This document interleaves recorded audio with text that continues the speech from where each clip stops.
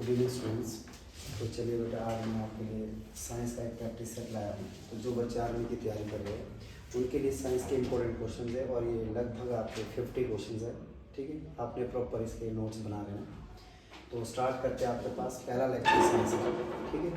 तो question number first से start करते हैं। क्वेश्चन नंबर फर्स्ट में क्या लिखा है आपके पास?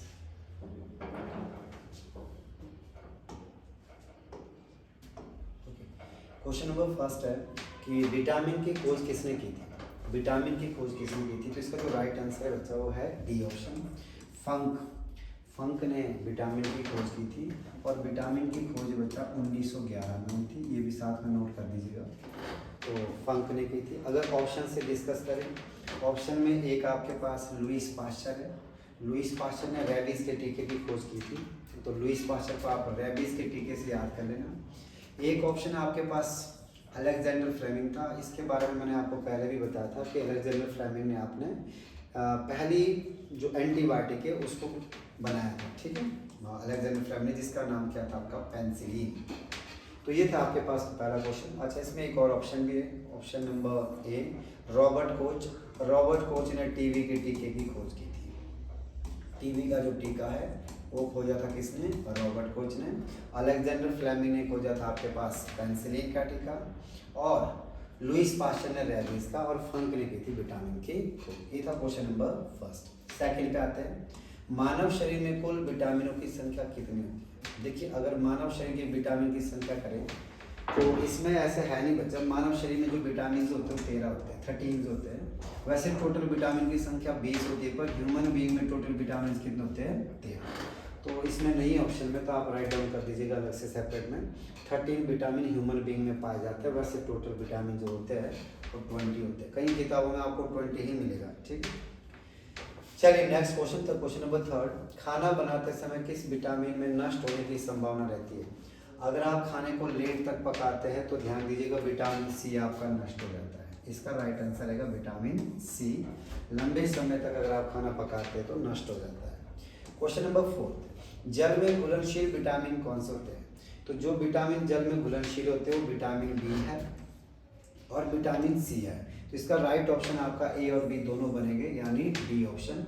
विटामिन बी और विटामिन सी आपके पानी में घुलनशील है और बाकी फैट में सॉल्युबल है। इसको आप ट्रिक से भी याद रख सकते हैं। तो जो विटामिन आपके पास फैट सॉल्युबल होते हैं इनको कीड़ा बोलते हैं। क्या बोलते हैं इनको? कीड़ा बोलते हैं। इस तरह से याद कर लेना। विटामिन के, विटामिन ई, विटामिन डी और विटामिन ये वो विटामिन होते हैं जो आपके फैट सॉल्युबल होते हैं। और फैट सॉल्युबल विटामिन काफ़ी परमानेंट रहते हैं बेटा, हमारे बॉडी में काफ़ी लंबे समय तक रहते हैं। जबकि वाटर सॉल्युबल विटामिन कुछ समय के लिए रहते हैं, ये निकल जाते हैं। ठीक है, तो आप इस तरह से इसको याद कर सकते हैं। क्वेश्चन नंबर 6, किस विटामिन की कमी से रिकेट्स नामक बीमारी होती है? रिकेट्स जो होता है हड्डियों का कमजोर होना होता है, और ये विटामिन डी की वजह से होती है। राइट आंसर आपका क्या है? C option, vitamin D. Vitamin A से नाइट ब्लाइंडनेस होती है, विटामिन बी से बेरी होती है, और विटामिन ई से आपकी बंधता, जिसको जनन शक्ति का कम होना कहते हैं बेटा, ये आपके पास विटामिन ई से था। ओके, नेक्स्ट क्वेश्चन पे आते हैं आपके पास। क्वेश्चन नंबर 7, कोबाल्ट किस विटामिन में पाया जाता है? Very important. कोबाल्ट जो है वो B12 में पाया जाता है, ध्यान दीजिएगा। एंटी कैंसर विटामिन भी इसको कहते हैं, विटामिन B12 को। और इसको आप ऐसे भी रिलेट करके रखिएगा, कोबाल्ट 60 एक टेक्निक है। कोबाल्ट 60 एक टेक्निक है जिसका प्रयोग कैंसर के इलाज के लिए किया जाता है। ठीक है, तो कई बार इस तरह से पूछा जाता है इसको, कोबाल्ट 60 टेक्निक का के लिए यूज करते हैं कैंसर के इलाज के लिए। ठीक है, तो ये था आपके पास कि कौन सा विटामिन है जिसमें कोबाल्ट धातु पाई जाती है। इसका राइट आंसर है आपका vitamin B12। Next question number 8, protein में कौन सा अम्ल पाया जाता है? तो जो प्रोटीन होता है उनमें अमीनो एसिड होते हैं। क्या पाए जाते हैं? Amino acid. और ध्यान दीजिएगा, एक प्रोटीन, अगर एक प्रोटीन की बात करें तो एक प्रोटीन है वो 10 अमीनो अम्ल से बनता है, 10 अमीनो अम्ल से बनता है। इसका ध्यान दीजिएगा। और इस तरह से प्रोटीन हमारे बॉडी में टोटल प्रोटीन 20 होते हैं। तो आप समझ ही सकते हैं कि कितने अमीनो अम्ल बॉडी में रह गए? 400। ठीक है, एक प्रोटीन 10 नहीं, सॉरी, एक प्रोटीन बनाने के लिए 20 अमीनो अम्ल चाहिए बेटा। एक प्रोटीन बनाने के लिए 20 अमीनो अम्ल चाहिए और हमारे बॉडी में टोटल प्रोटीन कितने होते हैं, 20 होते हैं, तो लगभग 400 अमीनो अम्ल पाए जाते हैं। ठीक है, अगर इसकी ऑप्शन की बात करें तो मैं ऑप्शन डिस्कस करा देता हूँ। एसिटिक अम्ल इसमें लिखा है, एसिटिक अम्ल वेरी इंपॉर्टेंट है, ये सिरके में होता है। किसमें होता है, सिरके में कौन सा अम्ल होता है, एसिटिक अम्ल नोट करेगा। अचार और सिरके में एसिटिक अम्ल होता है। ठीक है, अमीनो अम्ल मैंने आपको डिस्कस कर दिया। अमीनो अम्ल में आपको ध्यान दीजिए, कई बार पूछ सकते हैं अमीनो अम्ल में कौन सी धातु पाई जाती है, तो आप इसको नोट करिएगा, नाइट्रोजन। अमीनो अम्ल में कौन सा तत्व होता है, नाइट्रोजन। सिट्रिक, यहाँ पे एक पॉइंट आया है, सिट्रिक अम्ल। सिट्रिक अम्ल जो होता है ये खट्टे पदार्थों में होता है। जितने भी खट्टे पदार्थ है आपके पास उनमें सब में क्या पाया जाता है, सिट्रिक अम्ल पाया जाता है, और ये विटामिन सी का सोर्स होता है बच्चा। ठीक है, किसका है, विटामिन सी का आपका सोर्स है सिट्रिक एसिड। एक ऑप्शन इसमें लैक्टिक एसिड दिया है। लैक्टिक एसिड बच्चा दूध में होता है, दूध दही में होता है आपका कौन सा, लैक्टिक एसिड। दूध और दही में कौन सा होता है, लैक्टिक एसिड। और आपको इसको ऐसे भी याद करना है बच्चा कि मनुष्य को थकान, अगर आपको पूछे कि ह्यूमन बीइंग को जो थकान होती है वो किस अम्ल से होती है, तो मानव शरीर को जो थकान होती है वो किस होती है, लैक्टिक अम्ल से होती है। ठीक है, तो क्या क्या क्वेश्चन बने, क्वेश्चन ये बना कि लैक्टिक अम्ल किस में पाया जाता है, दूध दही में लैक्टिक होता है। थकान किसकी वजह से होती है, लैक्टिक एसिड के कारण होती है। ठीक है, इसके क्वेश्चन कंप्लीट। सिट्रिक खट्टे पदार्थ में पाया जाता है, विटामिन सी इसका मेजर सोर्स है। अमीनो अम्ल में नाइट्रोजन तत्व पाया जाता है और ये प्रोटीन का निर्माण करते हैं, और प्रोटीन क्या करता है, फिर मांसपेशियों का निर्माण। और एसिटिक एसिड किस में पाया जाता है बेटा, सिरके में पाया जाता है, अचार में पाया जाता है। नेक्स्ट क्वेश्चन नंबर 9, सोना और चांदी के शुद्धिकरण के लिए कौन से अम्ल का प्रयोग होता है। सोने और चांदी को शुद्ध करने के लिए बेटा नाइट्रिक एसिड का प्रयोग होता है। कौन सा एसिड, नाइट्रिक एसिड। और अगर यहाँ से रिलेटेड क्वेश्चन बताऊं मैं, नाइट्रिक एसिड का जो फॉर्मूला होता है NH3 होता है, HNO3। नाइट्रिक एसिड का फॉर्मूला क्या है, HNO3। और ये तीसरे नंबर पे सबसे शक्तिशाली एसिड होता है, तीसरे नंबर पे। पहले नंबर पे सबसे स्ट्रॉन्ग एसिड जो होता है वो H2SO4 होता है, दूसरे नंबर पे HCl होता है, और तीसरे नंबर पे HNO3 होता है। ठीक है, H2SO4 को किंग ऑफ एसिड कहते हैं। क्या कहते हैं बेटा, किंग ऑफ एसिड, अम्लों का राजा कहते हैं। ध्यान दीजिएगा, किंग ऑफ एसिड किसे कहा जाता है, सल्फ्यूरिक एसिड को किंग ऑफ एसिड कहते हैं। इसके बाद दूसरे नंबर पे सबसे स्ट्रॉन्ग एसिड जो है आपका HCl है, और तीसरे नंबर पे सबसे स्ट्रॉन्ग एसिड जो होता है आपका वो क्या है, आपका HNO3। ये कार बैटरी में भी होता है, कई बार आता है क्वेश्चन, कार बैटरी में कौन सा अम्ल होता है, H2SO4। मानव शरीर के अमाशय में कौन सा अम्ल होता है, राइट आंसर रहेगा आपका HCl। और अगर आपसे पूछे सोने और चांदी के शुद्धिकरण के लिए तो हम बोलेंगे HNO3। और इसको कई बार ऐसे भी पूछा जाता है कि अगर सोने को पिघलाना हो तो कौन से एसिड का प्रयोग करेंगे। सोने को पिघलाने के लिए सल्फ्यूरिक एसिड का प्रयोग करते हैं, सोने को पिघलाने के लिए। ठीक है, ध्यान दीजिएगा, ये क्वेश्चन अलग है। सोने को पिघलाने के लिए सल्फ्यूरिक एसिड का प्रयोग करते हैं, जबकि सोने को शुद्ध करने के लिए हम नाइट्रिक एसिड का प्रयोग करते हैं। ठीक है, तो फिलहाल ये रिलेटेड क्वेश्चन बने इसके।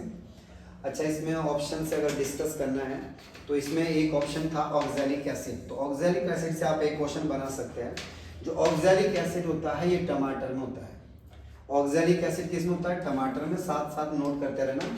और आपको पता है टमाटर में जो ऑक्सैलिक एसिड होता है बेटा, इसी की वजह से पथरी भी होती है। तो ह्यूमन बीइंग में जो पथरी का कारण है वो यही आपका कौन सा, ऑक्सैलिक एसिड। दूसरा इसमें दिया एक हार्मिक अम्ल। तो हार्मिक जो अम्ल होता है ये मिट्टी में होता है। हार्मिक अम्ल किस में पाया जाता है, मिट्टी में पाया जाता है। तो इसको इस तरह से भी क्वेश्चन आता है। बाकी आगे नाइट्रिक एसिड वो मैंने डिस्कस करा दिया था। तो यहाँ तक क्लियर हो गया ना कि ऑक्सैलिक एसिड किस में होता है और आपका हार्मिक अम्ल किस में होता है। अच्छा, ऑक्सैलिक अम्ल का एक बार क्वेश्चन ऐसे भी बना था कि धब्बे को हटाने के लिए, कपड़ों से धब्बे को हटाने के लिए किसका प्रयोग करते हैं, ऑक्सैलिक एसिड का। ठीक है, तो ये भी आप एक क्वेश्चन और बना सकते हो। नेक्स्ट, दही में कौन सा एसिड होता है। दही में मैंने आपको बताया लैक्टिक एसिड होता है। कौन सा था बेटा, लैक्टिक एसिड होता है। ऑप्शन में नाइट्रिक एसिड था, वो मैंने पहले डिस्कस किया है। सल्फ्यूरिक एसिड मैंने बोला था किंग ऑफ एसिड कहते हैं इसको। ठीक है, क्वेश्चन नंबर 11, नीले लिटमस को, ब्लू लिटमस को जो रेड कर दे उसे क्या कहते हैं। ध्यान दीजिएगा, जो नीले लिटमस को लाल कर देता है उनको एसिड कहते हैं, और जो लाल लिटमस को नीला कर दे उन्हें बेस कहते हैं, क्षार कहते हैं। और भस्म किसे कहते हैं बेटा? जब एसिड और बेस आपस में मिलते हैं तो सॉल्ट बनता है, उसे हम क्या कहते हैं? भस्म कहते हैं। तो फिलहाल आपको क्वेश्चन नंबर 11 भी क्लियर हो गया होगा कि एसिड और बेस क्या होते हैं।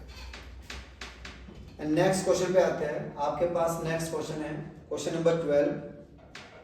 क्वेश्चन नंबर 12 में लिखा सभी अम्ल जो धातु से क्रिया करके कौन सी गैस का निर्माण करते हैं? जब एसिड मेटल से रिएक्ट करते हैं तो बेटा हाइड्रोजन गैस रिलीज करते हैं। कौन सी गैस निकलती है? Hydrogen gas. क्वेश्चन नंबर 13 अम्लीय घोल का पीएच मान कितना होता है? तो मैंने आपको अभी बताया था कि पीएच मान जो अम्ल का होता है वो 7 से कम होता है। 7 से कम आपके एसिड होते हैं, 7 से अधिक आपके बेस होते हैं, और जिनका पीएच मान 7 होता है वो आपके क्या होते हैं? उदासीन होते हैं, ठीक है, न्यूट्रल रहते हैं। क्वेश्चन नंबर 14 एसिड और बेस जब आपस में मिलते हैं तो क्या बनता है? तो आप बोल सकते हैं कि सॉल्ट बनता है, नमक बनता है, NaCl। तो ये कई बार पेपर में भी आता है कि नमक का फॉर्मूला बताइए, NaCl, ठीक है।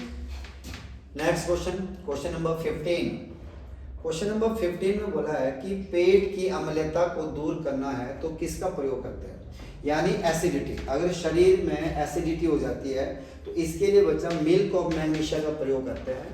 आई थिंक इसमें ऑप्शन में नहीं है, मैग्नीशियम हाइड्रोक्साइड लिखा है, ये भी चलेगा, मैग्नीशियम हाइड्रोक्साइड, नहीं तो मिल्क ऑफ मैग्नीशिया कहते हैं, जिसका फॉर्मूला होता है MgOH twice. Very very important, MgOH twice, milk of magnesia. इसका प्रयोग करते हैं एसिडिटी को दूर करने के लिए। और ये जो प्रॉब्लम होती है एसिडिटी की प्रॉब्लम, ये ह्यूमन बीइंग में कहाँ होती है? अमाशय में, ठीक है। कहाँ होती है बेटा? अमाशय में होती है, ठीक है। और इसके लिए जो मेडिसिन यूज करते हैं उनको बोलते हैं एंटासिड। कई बार ये पेपर में भी आता है कि उन मेडिसिन का नाम बताइए जो एसिडिटी से रिलीफ देती है, तो उनका भी आप नाम याद कर सकते हैं, उनको बोलते हैं एंटासिड। जैसे कि आपने सुना होगा इनो वगैरह, तो ये सारे के सारे इसी कैटेगरी में आते हैं। नेक्स्ट क्वेश्चन नंबर 16 रसायन का सम्राट किंग ऑफ एसिड किसे कहते हैं? तो ये अभी हमने डिस्कस किया था, सल्फ्यूरिक एसिड को किंग ऑफ एसिड कहते हैं। इसमें ऑप्शन में हार्मिक अम्ल में ऑलरेडी एक्सप्लेन कर चुका हूँ, टार्ट्रिक अम्ल का यहाँ पे जिक्र हुआ। टार्ट्रिक अम्ल को आप ऐसे याद करिएगा, ये इमली में होता है। टार्ट्रिक अम्ल इमली में होता है बेटा, अंगूर में होता है, ठीक है। अंगूर और इमली में कौन सा अम्ल होता है? तो याद करिएगा टार्ट्रिक अम्ल होता है। ये नया क्वेश्चन आपका तैयार हो जाएगा, ठीक है। चलिए अब बात होगी क्वेश्चन नंबर 16 के बाद करते हैं next question. Question number 17 migraine बीमारी का संबंध किससे है? माइग्रेन बीमारी बच्चा मस्तिष्क से, ठीक है। माइग्रेन बीमारी का संबंध किससे है? मस्तिष्क से। ELISA test, question number 18 ELISA test का प्रयोग किसके लिए करते हैं? ELISA test very very important, कई बार एग्जाम में आया है। एलिसा टेस्ट का प्रयोग करते हैं एड्स के लिए। किसके लिए? एड्स के लिए। और ध्यान देना, एड्स से रिलेटेड कई बार क्वेश्चन आता है कि एड्स के वायरस का नाम बताइए, HIV, ह्यूमन इम्यूनो वायरस। अगर पूछे एड्स डे कब मनाते हैं? 1 दिसंबर। एड्स डे कब मनाते हैं? 1 दिसंबर। अगर आपसे पूछे संकल्प योजना, संकल्प योजना किससे जुड़ी है? वेरी इंपॉर्टेंट, संकल्प योजना किससे जुड़ी है? तो भी क्या रहेगा बच्चा? एड्स। अगर आपसे पूछे एड्स किसको प्रभावित करता है? प्रतिरक्षा तंत्र को। प्रतिरक्षा तंत्र को, जो हमारा इम्यूनिटी सिस्टम है उसको इफेक्ट करता है आपका कौन? एड्स, ठीक है। तो ये उसके रिलेटेड क्वेश्चन है, काफी इंपॉर्टेंट है, नोट करिएगा। और बाकी मैंने बता दिया, इसके लिए जो टेस्ट यूज होता है वो कौन सा है? एलिसा टेस्ट, ठीक है। नेक्स्ट आगे क्वेश्चन पे आते हैं। ऑप्शन में अगर बात करें तो यहाँ पे एक ब्लड कैंसर की बात हुई जिसके लुकेमिया कहते हैं। लुकेमिया, इसका भी कई बार जिक्र होता है कि कई बार बताते हैं भाई लुकेमिया क्या है, तो ध्यान दीजिएगा, ब्लड कैंसर का नाम होता है। माइग्रेन बीमारी हम ऑलरेडी डिस्कस कर चुके हैं, ठीक है। चलिए नेक्स्ट बात है क्वेश्चन नंबर 19 विटामिन डी का सबसे अच्छा सोर्स क्या है? विटामिन डी हमें सूर्य के प्रकाश से मिलता है। इसका राइट आंसर रहेगा आपका बच्चा डी, सूर्य के प्रकाश। और अगर ये ऑप्शन में नहीं हुआ तो ध्यान दीजिए ना, मछली का जो तेल होता है और यकृत होता है उसमें भी विटामिन डी होता है। मछली के यकृत और तेल में विटामिन डी भी होता है बच्चा, और विटामिन ए भी होता है, ये ध्यान दीजिएगा। ऑप्शन में क्या देते हो इसके ऊपर डिपेंड है।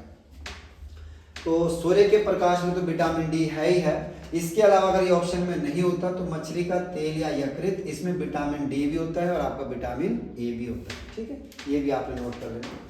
अच्छा, इसको आप इस तरह से भी डिस्कस कर सकते हैं, याद कर सकते हैं। विटामिन डी को सनशाइन विटामिन भी कहते हैं। क्या बोलते हैं इसको? सनशाइन विटामिन कहते हैं। नाम से भी पता चल रहा है जब सूरज चमकेगा तो आपकी बॉडी को मिलेगा। ठीक है, इसकी वजह से कमी से बीमारी मैंने बता दी थी आपको, रिकेट्स होता है या इसको ऑस्टियोमेलेशिया भी कहते हैं। क्वेश्चन नंबर 20, चूहे के काटने से कौन सा रोग होता है?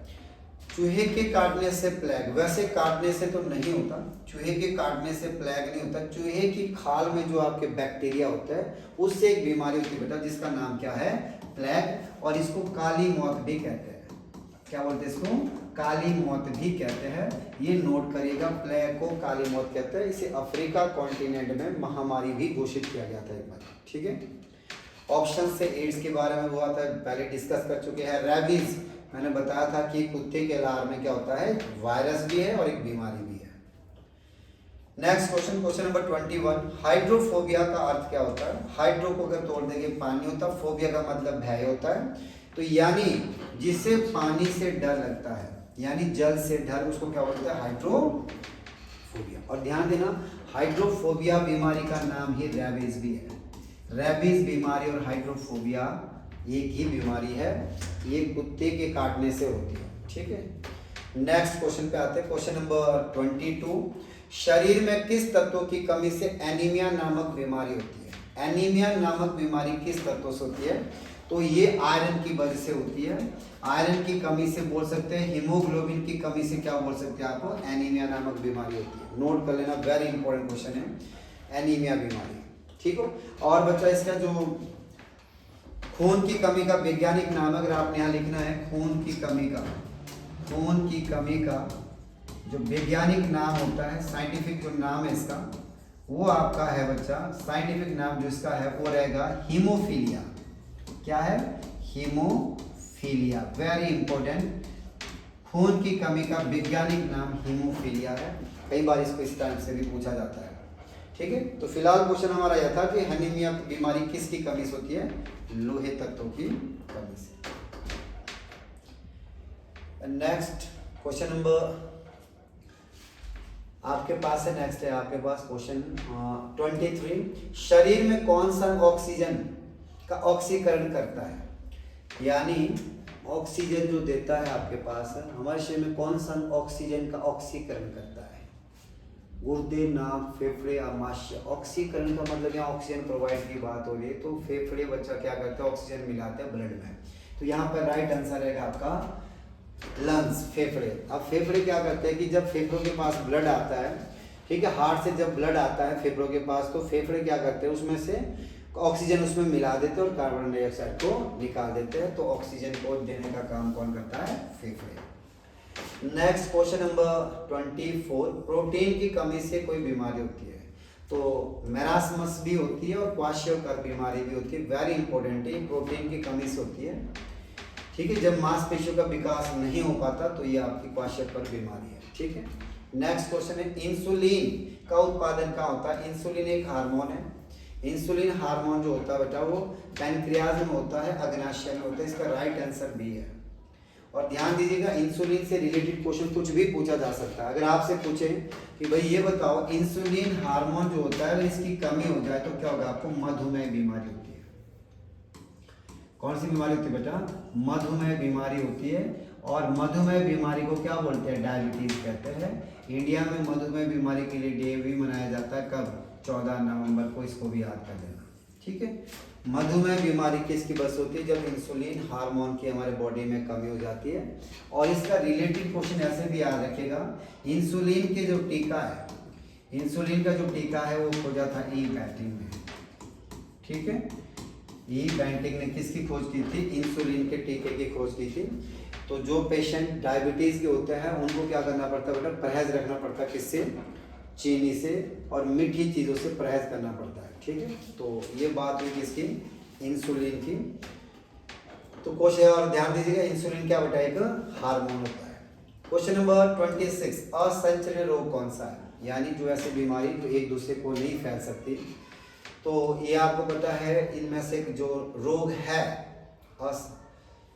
नहीं फैल सकता सब असंचरणीय लिखा है, तो इसमें ध्यान दीजिएगा कैंसर है, ये नहीं होता। क्वेश्चन नंबर 27, मलेरिया किस परजीवी का कारण? वेरी वेरी इंपॉर्टेंट है। जो मलेरिया है वो प्रोटोजोआ से फैलता है। मलेरिया बीमारी प्रोटोजोआ से होती है और इसका जो प्रोटोजोआ का नाम है वो है प्लाज्मोडियम। इसके प्रोटोजोआ का नाम क्या है? प्लाज्मोडियम। और ध्यान दीजिएगा मलेरिया का जो वाहक है, इसका जो वाहक है वो है मादा एनाफिलीज मच्छर। सुना होगा आपने, मादा एनाफिलीज मच्छर, ये इसका वाहक होता है। तो ये भी काफी इंपॉर्टेंट क्वेश्चन है कि मलेरिया जो है वो किस परजीवी से होता है। इसका राइट आंसर रहेगा प्लाज्मोडियम, और इसका जो वाहक है वो है बच्चा आपका मादा एनाफिलीज मच्छर, ठीक है। और मलेरिया जो आपका वो लीवर को इफेक्ट करता है, यकृत को। पेपर में आ जाए बताइए कि किसको इफेक्ट करता है, तो आपका राइट आंसर क्या रहेगा? लीवर। और इसका एक रिलेटेड क्वेश्चन बता देता हूं मैं। जो मलेरिया का रोगाणु है या मलेरिया का जो टीका है वो किसने खोजा था? इसका नाम था रोनाल्ड रॉस। याद कर लो इसको बच्चा। मलेरिया का टीका किसने खोजा था? Ronald Ross. Very very important. Malaria का टीका किसने खोजा था? रोनाल्ड रॉस ने खोजा था। और एक और क्वेश्चन नोट करेगा, कुनेन एक दवाई है, किसके लिए यूज करते हैं? कुनेन दवाई किसके लिए यूज करते हैं? अगर ये पेपर में आ जाए कि बताइए कुनेन क्या है, तो ध्यान दीजिएगा एक मेडिसिन है जो मलेरिया के लिए यूज की जाती है। और ये जो कुनेन दवाई है ये सिनकोना वृक्ष की छाल से मिलती है। सिनकोना वृक्ष, वेरी इंपॉर्टेंट क्वेश्चन आपका एक और है, सिनकोना वृक्ष की छाल से। तो यहाँ पे लगभग मैंने 3-4 क्वेश्चन बता दी। सिनकोना वृक्ष की छाल से आपको कुनेन प्राप्त होती है। कुनेन एक एंटी मलेरिया मेडिसिन है, ठीक है। इसका टीका रोनाल्ड रॉस ने खोजा था पहली बार, ठीक है। और मलेरिया किससे फैलता है? आपका प्लाज्मोडियम से फैलता है। और इसका वाहक क्या है? मादा एनाफिलीज मच्छर, ठीक है। तो अगर इसका एक और क्वेश्चन डिस्कस करें, क्योंकि मलेरिया के सारे क्वेश्चन यही डिस्कस कर लेते हैं। मलेरिया डे कब मनाया जाता है? तो 25 अप्रैल को आपका क्या मनाया जाता है? मलेरिया दिवस भी मनाया जाता है। एक और क्वेश्चन याद कर लेते हैं, ठीक है। तो इस तरह से आपके मलेरिया के रिलेटेड क्वेश्चन भी खत्म हो गए, ठीक है। अब आते हैं नेक्स्ट पे। हैजा है, हैजा क्या है? तो देखिए हैजा एक बीमारी जो बैक्टीरिया से होती है, जीवाणु जनित रोग है बेटा, ठीक है। कैसा है? जीवाणु जनित रोग है। आपको मैं रिलेटेड क्वेश्चन इसके एक्सप्लेन कर देता हूँ। इसके जो बैक्टीरिया का नाम है वो कॉलेरी है। क्या नाम है? इसके बैक्टीरिया का नाम बच्चा कॉलेरी है, नोट करिएगा। इसके बैक्टीरिया का नाम कॉलेरी है। और जो हैजा है ये आंत को इफेक्ट करता है। किसको इफेक्ट करता है? आंत को इफेक्ट करता है। और ये एक ऐसी बीमारी है हैजा और टाइफाइड जो दूषित जल से फैलती है। दूषित जल से कौन सी बीमारी होती है? कई बार पेपर में आता है दूषित जल से कौन सी बीमारी होती है, तो आपका राइट आंसर रहेगा हैजा और टाइफाइड, ठीक है। और हैजे का टीका, इसका एक टीका होता है जिसकी खोज की थी हैजे के टीके की रॉबर्ट कोच। किसने की थी? रॉबर्ट कोच ने हैजे के टीके की खोज की थी। तो मैंने रिलेटेड क्वेश्चन आपके बता दिए, हैजा बीमारी से जुड़े सारे क्वेश्चन, ठीक है। नेक्स्ट पे क्वेश्चन नंबर 29। क्वेश्चन नंबर 29 में क्या बोलता है? खुरपक्का रोग है, उससे ग्रसित होता है। तो बच्चा ये पशु से जुड़ी बीमारी है, ठीक है। नेक्स्ट, वायु द्वारा होने वाला रोग कौन सा है? तो जो बीमारी हवा से फैलती है बच्चा, इसमें देखो एड्स नहीं होता, हैजा नहीं होता, पैचिस नहीं होती, इसमें डी ऑप्शन मिसिंग है। तो आप यहाँ पे एक अपनी ओर से लिखिएगा अस्थमा। अस्थमा बीमारी है, ये कैसे होती है बेटा? हवा से फैलती है। इसका नोट कर लेना, दूषित हवा से फैलती है आपकी कौन सी बीमारी? अस्थमा। तो वायु से होने वाला रोग आप यहाँ पे अस्थमा डाल सकते हैं, ठीक है। नेक्स्ट, माइटोकॉन्ड्रिया क्या है? तो ये आपने सुना होगा, रिपीटेड सा क्वेश्चन है। कोशिका का पावर प्लांट कहते हैं, शक्ति ग्रह कहते हैं इसको, कोशिका का, ठीक है। अगर इसमें यहाँ पे ऑप्शन की बात करें आरबीसी का कब्रिस्तान, तो मैं बता देता हूँ आरबीसी का कब्रिस्तान प्लीहा को कहते हैं। आरबीसी का कब्रिस्तान किसको बोलते हैं? प्लीहा को बोलते हैं। एस्प्लीन को कहा जाता है। यहाँ पे लिखा है कोशिका की आत्महत्या की थैली। कोशिका की आत्महत्या की थैली बोलते हैं लाइसोसोम को, ठीक है, लाइसोसोम को कहते हैं। ये भी क्लियर है आपके पास। लाइसोसोम को आत्महत्या की थैली कहते हैं, तो मैंने ऑप्शन भी आपको एक्सप्लेन कर दिया। नेक्स्ट क्वेश्चन नंबर 32, निमोनिया शरीर के किस अंग को इफेक्ट करता है? तो निमोनिया बच्चा फेफड़े को, निमोनिया किस अंग को प्रभावित करता है? राइट आंसर क्या है? फेफड़े को इफेक्ट करता है बच्चा निमोनिया। सुना होगा आप लोगों ने, भाई बारिश में अगर भीगोगे तो आपको निमोनिया हो जाएगा, तो निमोनिया किसको इफेक्ट करता है? आपका फेफड़े को। निम्नलिखित में से कौन सा रोग विषाणु जनित है जो कि वायरस से होता है? तो ध्यान दीजिएगा, इनमें से आपको होता है टाइफाइड बैक्टीरिया से होता है, हैजा भी बैक्टीरिया से होता है, पायरिया बीमारी जो कि दांत और मसूलों से जुड़ी है बच्चा, ये प्रोटोजोआ से होती है, नोट करिएगा ये प्रोटोजोआ से होती है। एड्स बीमारी है बच्चा जो किससे होती है? वायरस से होती है। किससे होती है? वायरस से। तो पायरिया बीमारी अगर किसी बच्चे को नहीं पता, दांत से संबंधित है, मसूलों से खून निकलता है आपका पायरिया बीमारी से। हैजा पहले डिस्कस हो चुका है। टाइफाइड, टाइफाइड का एक क्वेश्चन आप नोट कर सकते हैं, विडाल टेस्ट। विडाल टेस्ट किसके लिए यूज होता है? Very important. विडाल टेस्ट किसके लिए यूज होता है? तो आपका राइट आंसर जो रहेगा बच्चा वो क्या रहेगा? विडाल टेस्ट जो यूज होता है वो होता है आपके पास टाइफाइड का पता लगाने के लिए विडाल टेस्ट यूज करते हैं। ठीक है, तो ये आपके पास क्वेश्चन बन गए। नेक्स्ट है आपके पास क्वेश्चन नंबर, आपके पास आ गया निमोनिया शरीर, ये हो गया था बच्चा, 32 हो गया, 33 भी हो गया। 34 छोटी माता, चिकन पॉक्स के लक्षण क्या है? बड़ी आंत में सूजन होता है और दर्द होता है, बेहोशी, जबड़ाना, खुलना, शरीर में झटके, आंखों में जलन, सूजन और पानी का बहना या तेज बुखार। देखो छोटी माता में जो होती है बेटा, इसमें आपके पास शरीर में दाने वगैरह भी निकलते हैं, इसमें ऑप्शन में है बेहोशी, ऐसा तो कुछ होता नहीं इसमें, सूजन, पानी का बहना, आंखों में जलन, तेज बुखार। देखो इसमें फीवर भी आता है बेटा, और इसमें आप एक लिख सकते हैं एक और लक्षण कि इसमें क्या होता है कि शरीर में दाने जैसे निकल जाते हैं। ठीक है, तो ये इसका राइट आंसर बन जाएगा डी ऑप्शन। आम का वैज्ञानिक नाम क्या है? आम का वैज्ञानिक नाम है मैगीफेरा इंडिका, इसमें मिलेगा कहीं होगा ऑप्शन में, ये आपका डी ऑप्शन है। मैगीफेरा इंडिका आम का वैज्ञानिक नाम है। ठीक है, और बॉस इंडिकस जो है बेटा ये भी वैज्ञानिक नाम है गाय का, बॉस इंडिकस। नेक्स्ट आते क्वेश्चन नंबर 36, मनुष्य की सबसे बड़ी ग्रंथि कौन सी है? तो मनुष्य की सबसे बड़ी जो ग्रंथि होती है बेटा, अंतःस्रावी ग्रंथि में सबसे बड़ी कौन सी है? हमारी यकृत। सबसे बड़ी जो ग्रंथि है वो यकृत है। दूसरे नंबर पे जो सबसे बड़ी ग्रंथि आती है वो कौन सी है बेटा? वो है अग्नाशय, पैनक्रियाज। पर ध्यान दीजिएगा ये हमें इंडोक्राइन ग्लैंड में आती है। अगर कभी बहिस्वायु ग्रंथि की बात करें तो थायराइड ग्रंथि सबसे बड़ी बहिस्वायु ग्रंथि होती है, जिसको अपटू ग्रंथि भी कहते हैं। अपटू ग्रंथि, वेरी इंपॉर्टेंट, अपटू ग्रंथि भी कहते हैं मानव शरीर की सबसे बड़ी बहिस्वायु ग्रंथि। ठीक है, ये ग्लैंड चैप्टर में मैं करा दूंगा। ग्रंथियां दो टाइप की होती है, अंतःस्वायु और बहिस्वायु।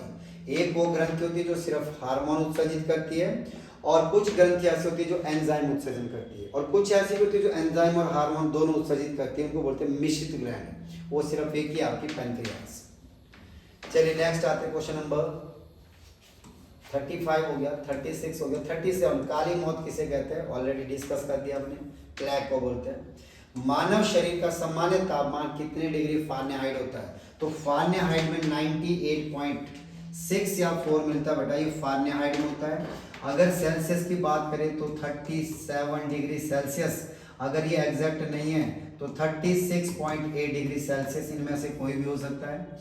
और अगर केल्विन की बात करें तो 310 डिग्री केल्विन में होता है। ठीक है, केल्विन में मानव शरीर का तापमान 310 डिग्री केल्विन होता है। सेल्सियस की बात करें या तो बेटा 37 डिग्री सेल्सियस या फिर 36.8 डिग्री सेल्सियस होता है। ध्यान देना, हम जब भी इसकी जिक्र करते हैं तो कई बार हम बोल देते हैं कि भाई मुझे 102 डिग्री सेल्सियस बुखार था। ऐसा बिल्कुल भी पॉसिबल नहीं है।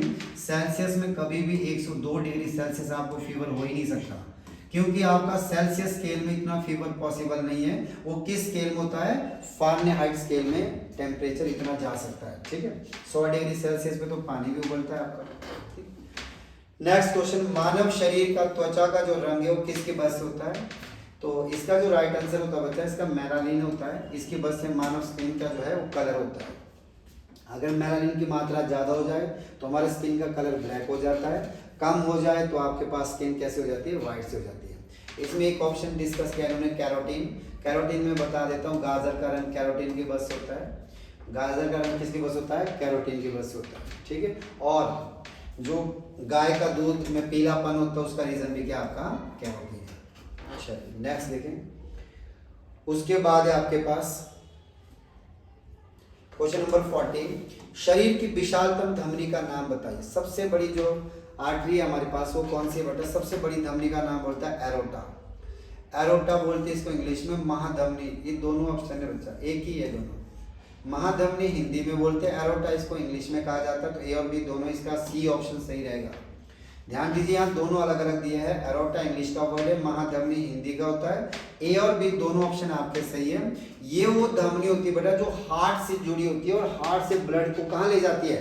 पूरे शरीर की तरफ ले जाती है, उसको बोलते हैं महाधमनी या फिर एरोटा। क्वेश्चन नंबर 41, जन्म के बाद मानव शरीर के किस ऊतक में कोई विभाजन नहीं होता? तो ह्यूमन बीइंग में कहां पर सेल डिवीजन नहीं होता? ध्यान दीजिएगा, जो नर्वस सिस्टम होता है हमारा, तंत्रिका तंत्र की कोशिकाओं में विभाजन बहुत कम होता है, क्योंकि ये जो तंत्रिका तंत्र है न्यूरॉन से बनी होती है। किससे बनी होती है? न्यूरॉन से बनी होती है। और न्यूरॉन में कोशिका विभाजन बहुत कम होता है, इसीलिए बोलते हैं कि दिमाग की जो चोटें हैं वो बहुत कम ठीक होने के चांसेस रहते हैं, ठीक है। जबकि सबसे ज्यादा अगर कोशिका विभाजन की बात करें तो सबसे ज्यादा कोशिका विभाजन बच्चा यकृत में होता है, लीवर में सबसे ज्यादा कोशिका विभाजन होता है। इतना होता है कि अगर आप चाकू भी मार दो, चाकू निकल जाएगा, तो कोशिका विभाजन इतना फास्ट प्रोसेस होगा कि आपका जो लीवर है वो एकदम वापिस जुड़ जाएगा, ठीक है। चलिए ये बात हुई कि कोशिका में विभाजन सबसे ज्यादा और सबसे कम कहाँ होता है। क्वेश्चन नंबर 42 में देखिएगा, 42 में क्या लिखा है कि लार में कौन सा एंजाइम होता है? देखो ह्यूमन बीइंग का जो लार होता है उसमें एंजाइम होता है बच्चा टाइलिन, और टाइलिन का काम होता है स्टार्च का पाचन करना। किसका पाचन करना? स्टार्च का पाचन करता है। ये क्या करता है? स्टार्च को तोड़ देता है माल्टेज में, इसमें तोड़ देता है माल्टोज में तोड़ देता है, और माल्टोज को फिर फर्दर तोड़ देता है एक और एंजाइम होता है हमारे लार में जिसको बोलते हैं माल्टेज। माल्टेज एंजाइम क्या करता है? इस माल्टोज को फिर तोड़ देता है ग्लूकोज में। किसमें तोड़ देता है? ग्लूकोज में, ठीक है। तो आपने एक काम कर लेना, यहाँ पे जिक्र हो ही रहा है, तो जो हमारा लार होता है, लार में 3 तरह के एंजाइम होते हैं हमारे बॉडी में। एक का नाम टाइलिन, जिसका जिक्र मैंने बता दिया, स्टार्च का पाचन करता है हमारे बॉडी में, और पर डे 1 से 1.5 लीटर, 1 से लेकर 1.5 लीटर तक हमारे पास क्या बनता है? बॉडी में लार बनता है। दूसरा एंजाइम है माल्टेज, और तीसरा एंजाइम है दूसरा जो होता है हमारे पास, एक होता है एक माल्टेज, एक लाइसोसोम होता है। लाइसोसोम तो कोशिका विभाजन होता है। एक बेटा और होता है, शायद मुझे याद नहीं आ रहा, मैं इसको कभी और डिस्कस करा दूंगा। एक और होता है, उसमें वो हानिकारक जीवाणु को नष्ट करता है, ठीक है। तो लाइसोजाइम, वेरी गुड, लाइसोजाइम, उसका नाम लाइसोजाइम होता है। लाइसोजाइम क्या करता है? ये हानिकारक जीवाणु को नष्ट करता है, हानिकारक, ठीक है, हानिकारक जीवाणु को नष्ट करता है बेटा। कौन सा? आपका लाइसोजाइम। नोट करिएगा, मुंह में अगर हानिकारक जीवाणु चला जाता है तो उसको लाइसोजाइम नष्ट करता है, ठीक है। और हमारा जो माल्टेज हमारे लार में होता है, ये क्या करता है कि जो टाइलिन होता है वो उसको पहले तोड़ देता है, स्टार्च को किसमें? माल्टोज में, और माल्टोज को फिर तोड़ देता है किसमें? ग्लूकोज में, क्योंकि हमारी बॉडी में जो एनर्जी लगती है वो ग्लूकोज की फॉर्म में लगती है, ठीक है। तो ये बच्चा क्या है आपको पता, माल्टोज पॉलीसैकेराइड में आता है, और टाइलिन आपका ये पॉलीसैकेराइड है, ये डाइसैकेराइड होता है, ठीक है। तो जिसने डिटेल में साइंस पढ़ी होगी, जो आपका माल्टोज है, सुक्रोज है, ये आपके क्या है? डाइसैकेराइड है। जो टाइलिन है, सेलुलोज है, आपका स्टार्च है, ये आपके पॉलीसैकेराइड होता है, और जो ग्लूकोज होता है ये आपका मोनोसैकेराइड होता है, ठीक है। चलिए नेक्स्ट देखते हैं, क्वेश्चन नंबर 43, बेबी फूड बनाने में किसका प्रयोग करते हैं बच्चों? तो बेबी फूड बनाने में ट्रिप्सिन एंजाइम होता है हमारे पास, जो कि पैनक्रियाज में होता है, ऑयल टाइप के प्रोटीन को भी डाइजेस्ट करता है। ऐसे एंजाइम का नाम बताइए जो युवा पशुओं के पेट में उत्पन्न होता है और डेयरी उद्योग में पनीर का उत्पादन करने के लिए प्रयोग किया जाता है। इसका राइट आंसर सी है, लिग्निन। मनुष्य के आहार नली की लंबाई कितनी होती है बच्चा? ये लगभग 9 से 10 मीटर होती है, अगर फिट की बात आ जाए, कभी फिट में आ जाए तो लगभग ये आपके पास 32 फीट के करीब मिलती है। बोलने के लिए जो आहार नली है वो कई बुक में ना बच्चा ये 7 से भी मिलेगी, 7 से 10, पर यहाँ पे देखो 7 से कुछ ज़्यादा ही दे दिया, तो आप इस ऑप्शन को तो नहीं कर पाएंगे, आपको यही ऑप्शन करना पड़ेगा 9 से 10 मीटर का।